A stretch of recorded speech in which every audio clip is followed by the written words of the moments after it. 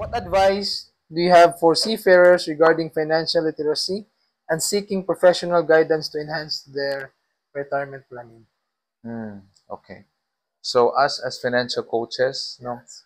we have prepared a worksheet Worksheet. that we can share to those seaman na among mga clients. Yeah. No, and we can also share to you if you're a seaman. Feel free to reach us out. We can Yes. talk. No, we can give you a free consultation. But though it's limited, Hmm. pero again, as much as possible, we want to serve people. No, so if you're that guy or watching this video, feel free to reach out. Kung may mawa, no? We're adding value to you. Ito. Okay? So we'll give you a worksheet, a free worksheet, nadi tanan, allocation, money management, Yes. your cash flow. So nadia, we can add, and then we can give you advices on the things that you can do with your money, especially with your retirement. How much money we need to have once I start my retirement years. So, kana, talk to a financial coach. If you can reach out to us or any financial advisor that you know.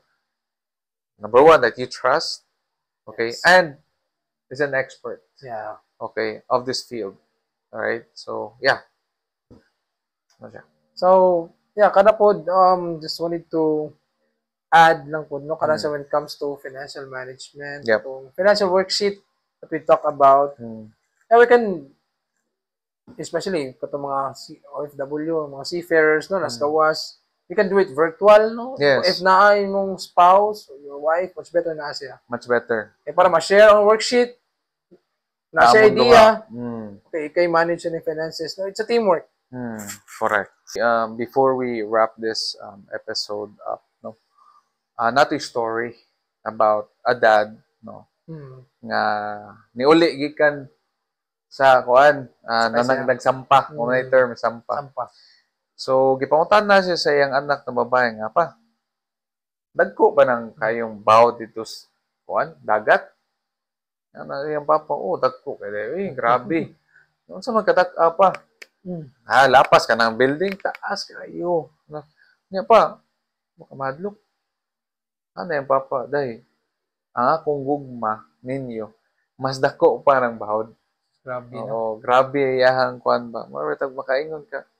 Ito na, nagkuhan siya sa iyang, ang fear niya, iyang surpass because of his love sa iyang family to give a brighter and better future. Yes. And then, unfortunately, kini nga seaman was diagnosed with cancer. Cancer siya. Yes, cancer. And moto, tingnan niya mo yung anak na, day, kanundom ka tong gisulti about sa dagko nga bawd.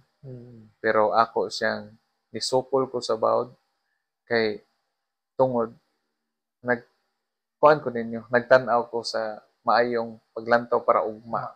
Okay? Morning mga bawd sa atong kinabuhi na kailangan ta maging strong. Kailangan ta mo face good ani.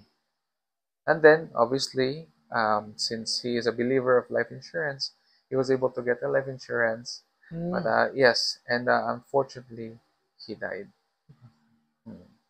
But ang iyang asawa, gitawagan sa financial advisor nga, ma'am, available na ang check no kuan for the education fund sa bata. So pag-eskwela sa bata, ana, kaskwela na. Okay. Nakaskwela, nakapadayon sa iyang damgo. Okay. Kaya duha ra man gyud ang masulti o isip amahan. Okay, bisag di lang man isip amahan. You love your family or you love your family and you will be helping them with funds ba. Bilin lang nimo kwarta para mapadayon gyapon para ma-reach ilang dreams. So, ikaw sa breadwinner, mama ba ka, papa ba ka, you choose. So there, yes, you love your family, mora. Or, I love my family, I need to do something just in case mawala na ako sa picture. Nindot nga, kuhan sa nga story, no? Yeah, okay, ito, for example, itong gamay pa lang ang bata, bang, for example, lang ito, no? Eh nga to, that scenario, katong kuhan, possible bagito mitabo sa uban. Yes. No, because ang dagat ako medyo kayo. So kato, gamay pa yung bata pag college na. Eskwela lagi gyapon ko even though nga kanang nasa balay na ba to na nag-business di naman kay dako atong business nga nung maka-afford man ko aning Oo. San Carlos man ko, San Jose man ko. Oo. So the reason na nanak is kani Na-prepare mong papa. So, Yes. imagine that no, even though wa na ka. Bisan Kasi, siguro sa, for example, wala namatay. Oh yeah. No, buhi, no, naa diha. Nya, ma, nganong nakaskwela magyapon ko ani nga wala naman isampas papa. Nag-prepare siya during naapa siya dito, prepare siya maayo para ka college, di na siya kalarga, support siya every time na awards, recognition na dito. Yes. Yes. It's really again, gindot kay nga phrase. I get it from Attorney Cabrera. Yeah. It's better to prepare than to repair. Yes.